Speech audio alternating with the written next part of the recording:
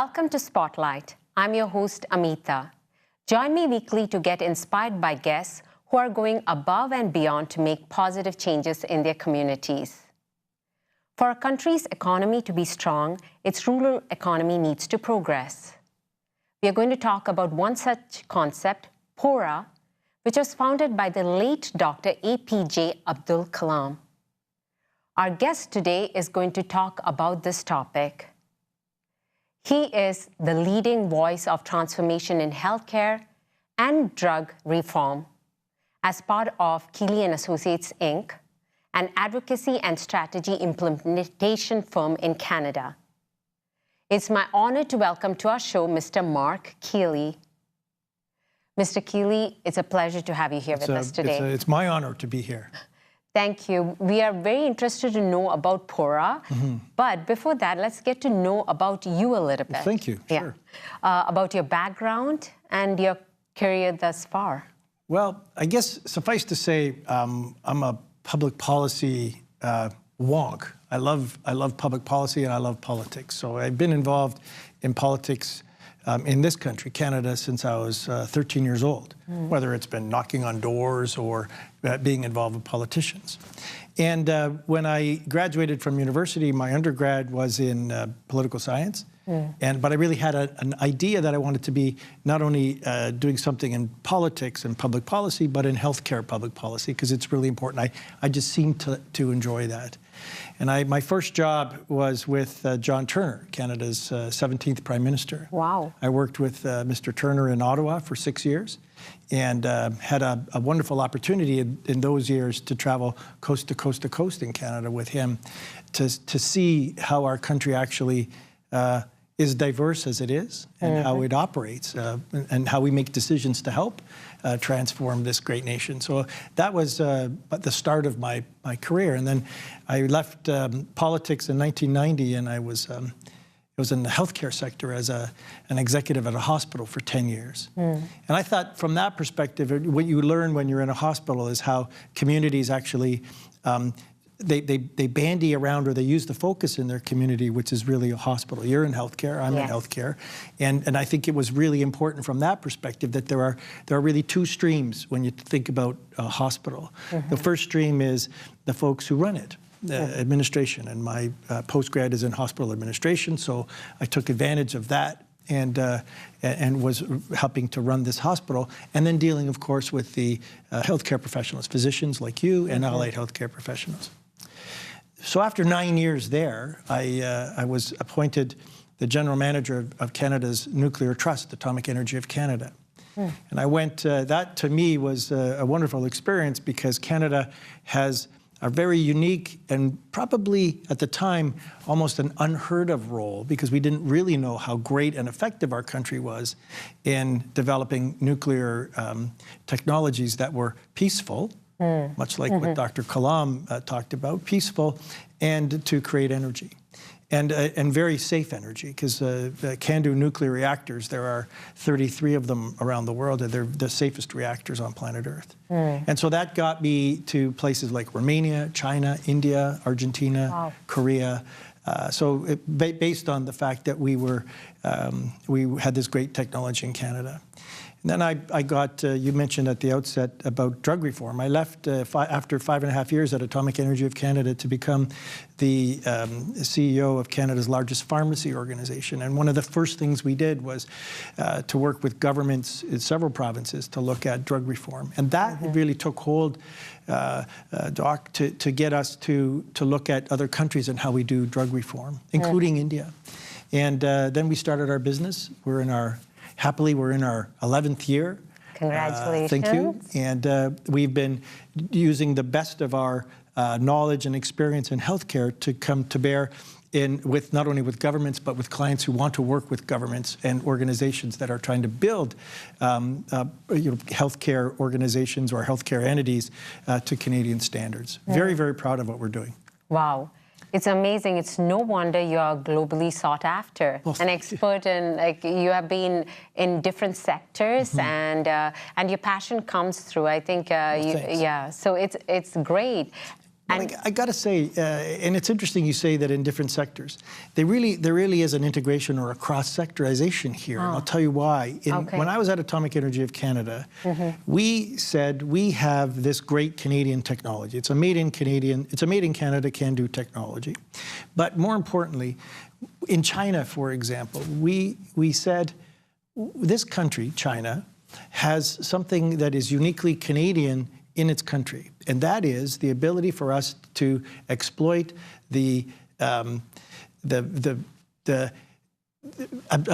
Dr. Norman Bethune, who's a great Canadian, he's revered in China, but he's a great Canadian physician, and he worked in China during the Cultural Revolution in the 40s and died in China. There are 400-foot-high statues of him all over China. So what we wanted to do was, in China, to say was, let us take the best of what we can give you, not only our technology for CANDU reactors, but also our Canadian standards-based healthcare. And that was really the start for us on how we could blend what we're trying to do now in K&A internationally as it relates to what an exportable opportunity we have, and that is our healthcare expertise. Yes. We're very good. You're a physician. You understand how this works. You're very well trained.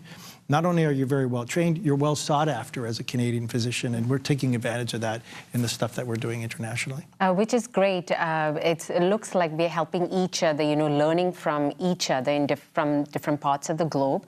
And that brings me to the next question. Like you said, you've been all over the globe.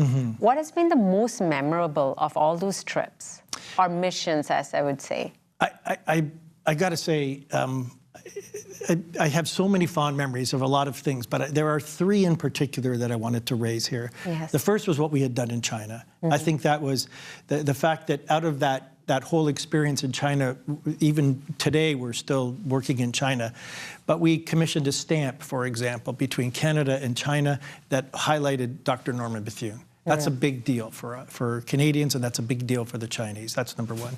We were the first organization as a healthcare entity here in Canada to do work in Vietnam on the development of Canadian standards-based healthcare. That was a huge deal for us, and we met right with the members of the Politburo who make decisions in Vietnam on that kind of a deal. And I'm very proud of what we've done there.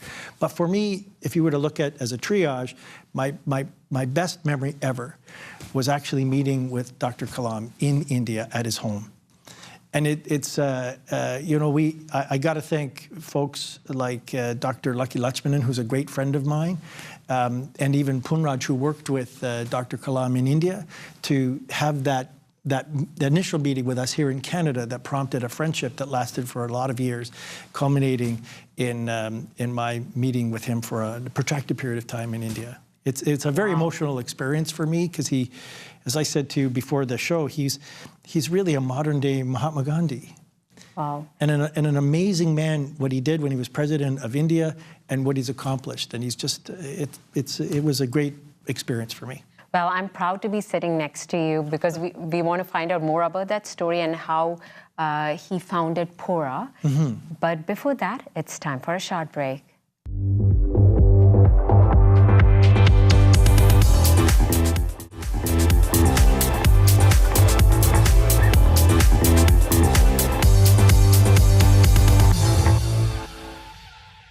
Welcome back to Spotlight. We are talking to Mr. Marc Kealey. So such an honor to have met with the late Dr. Abdul Kalam. Yeah. So today we are talking about a concept that was founded by him. Right. So tell us more about Pura and what actually does that acronym stand for? I think it's amazing, first of all, that in a country as diverse as India, and people, they say, what are you talking about? It's diverse. India, and for those who would be watching this show who know nothing about India, it's a peninsula. When you think about that from that perspective, it is as different in the northeast as it is in the southwest. So I look at things in India, and a large percentage of the country is tribal. People don't understand that. So when they talk about indigenous people or tribal communities or rural and remote communities, Dr. Kalam's vision as it relates to PURA, which stands for Providing Urban Amenities in Rural or Remote Areas, which is a really a fascinating dynamic from his perspective, because he thought ideally what we need to do is link this country. And we need to link this country so that east, west, north, south, and rural, remote, urban, and indigenous community or tribal communities all were linked together. So the Pura really was his concept to say, how do we get major urban centers to have to access and to provide the kinds of similar services as it relates to health in particular to communities that are really remote from them. And that was really the concept of Pura. So his idea was, look, here's what I want you to do. When I met him here in Canada, he said, I'm going to challenge you. And I thought that was a great thing for him to have said. I want to challenge you so that you can appeal to Canadians, not only Canadians of Indian heritage, but Canadians writ large, to look at this concept because it has applicability in other areas throughout the world. And we'll talk about that, I understand. But he wanted, I need something from Canada in India because it's the best of breed of what you can provide. That's great, Dr. Kalam. He says, okay, so here's the challenge. I want to set up a system where I have, he calls them mobile hospitals, that would work in the tribal areas or the remote areas of China from a base hospital, or in India from a base hospital. So the first area that we raised money for, and Dr. Lutchman and I had worked very closely with a number of folks, including Barj Danan and Prashant Patak and a number of folks across Canada who dug very deep to do this. And two mobile hospital buses we acquired and used the base hospital in Chennai to provide that service for all of those tribal communities in the southeast of India. So it's working right now, and I'm almost embarrassed to tell you that the buses travel around those areas, and my picture's on the bus. So people say, well, it's well deserved. Well, thank you. A lot of effort went into it. But I think it says a lot about what Canada's contribution to India is, but based on his challenge, and I thought that was dynamite. So you know, when he looked at the Pura, his idea was, okay, we can do that. And now let's look at the Pura in terms of what it could actually mean for healthcare writ large in not only India, but other places. Notwithstanding that most countries in the New World have indigenous communities, and let's just look at North America as an example. Canada, United States, and Mexico, all three nations have a very well-entrenched indigenous population. Some of them live in rural and remote areas. And I think that the Pura has applicability there. So his vision was, let's be apostolic about this. So he wanted to not only challenge in his country, but to say, look, I want you to take this concept and proselytize it in other places, which we've been doing over the last little while. So I think that's a brilliant move on his part. And then he's even taking it one step further in terms of digital hospitals. Let's move. I think most of your viewers know that India is on fire in terms of how innovative it is, and what kind of innovation and what kind of progress is being made on things like the digital economy. And so when you deal with healthcare, Dr. Kalam had, in my opinion, really a great vision about having not only the Pura be bringing that kind of innovation to rural and remote areas, but also to say, let's transform things altogether to get a digital hospital system in place. And that's even the catalyst for other infrastructure, like linking all of the waterways in India in a common flow. And so it's really a wonderful concept that he's developed, and it's my honor to really put the best of breed of what he's helped to design, in some small part from my perspective, to the rest of the world, and it's happening. That's great, and it seems like you said, as you had mentioned before, it is going across sectors. Sure. Yeah, that is great. So you have been part of it in a great way, from Canada, taking it to India. Were there any obstacles along the way? Well, look, I didn't want to criticize any, but I think, you know, we have a wonderful opportunity here to export our technology, our standards, our success in terms of how we've integrated our healthcare system. And I think that as a country, Canada needs to step up just a little more as a country to coordinate better with an opportunity like Pura, so that we could with India use that concept to really show our brains off in terms of our ability to export our healthcare expertise. That's the only challenge or obstacle I think that we have right now. But I can tell you, the Indo-Canadian community, the business community in Canada who understands the needs for Indigenous people are sort of banding together to have government react, and they will react at some point to make sure that this happens in Kalam's name. Amazing. We have more to talk about this and about how you're taking this concept, like we said, to other places outside India. Okay. But before that, it's time for a short break.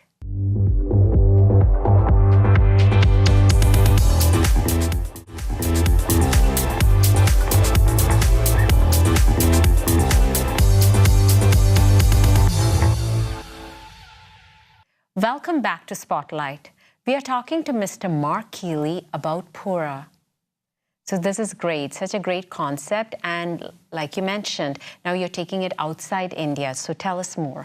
One of the things that happened, and since Kalam's death, and it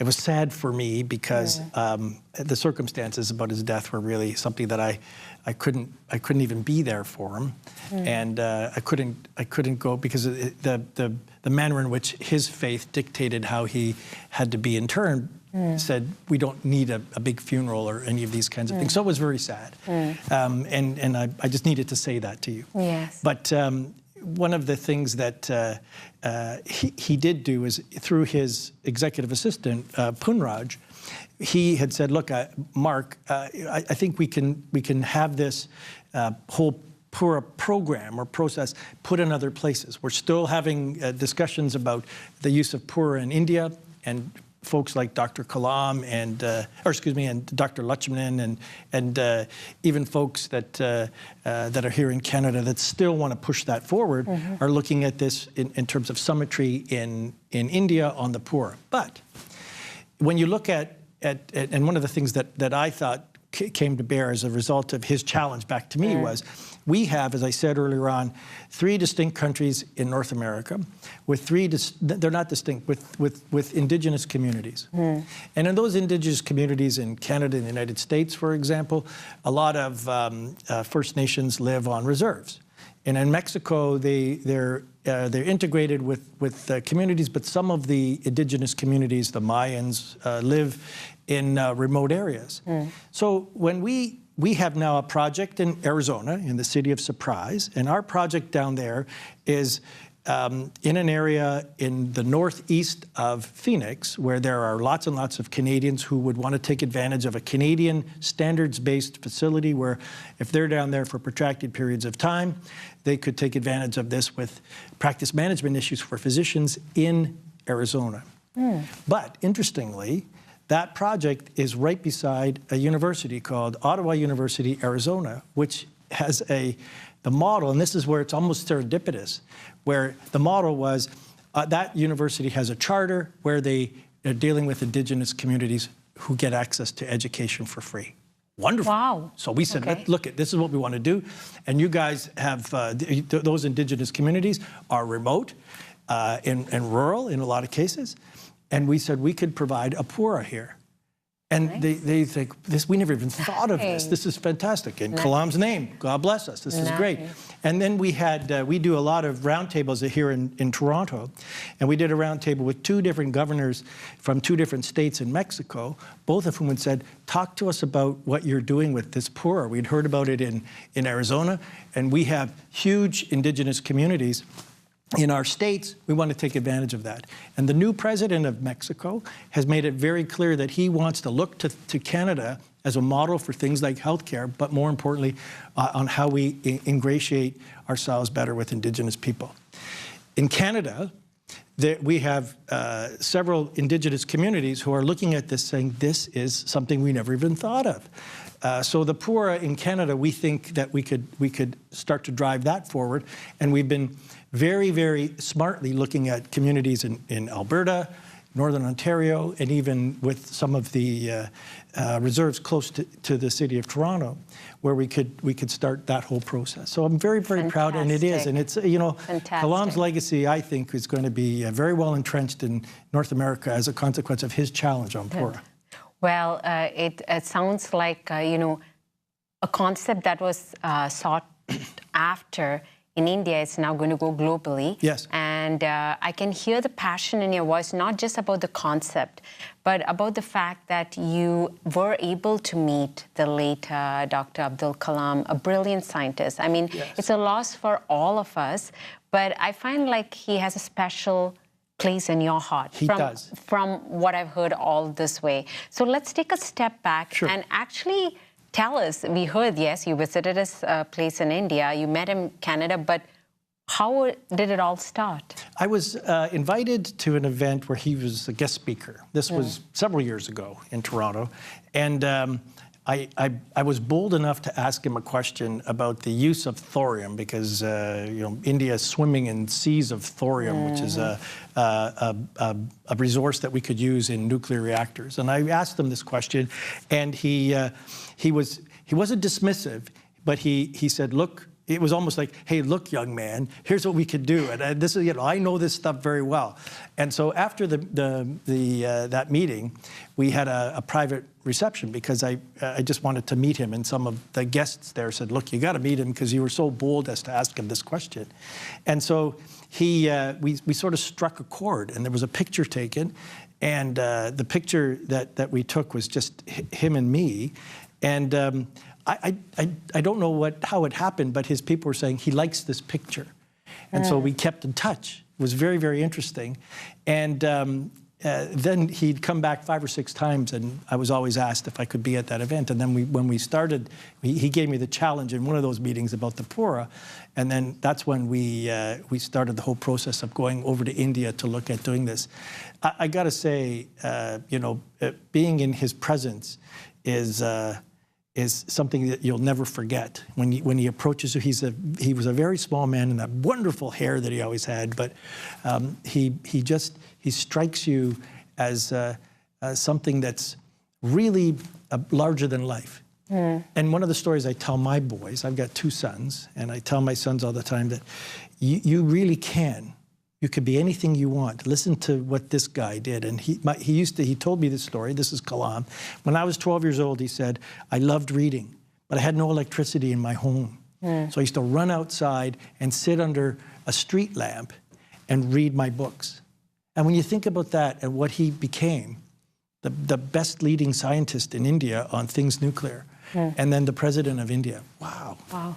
Well, it's such an honor to be listening to the story from you, and I'm so happy you got to form such an amazing relationship with Dr. Abdul Kalam, and because of that, we have global change happening. Yes. And thank you so much. Well, it's been a pleasure talking to you, Mr. Marc Kealey, and we look forward to more of your work with your team. Okay, thank you. Nice to see you. Thank you. So that was Mr. Marc Kealey, who has inspired us today to look towards our communities to make some change. Well, that's a wrap for this week's show. Thank you for watching us. Continue to follow us on Facebook and Twitter, and write to us at spotlight@ethnicchannels.com. Until next week, this is Amitha signing off, encouraging you to take part in your community.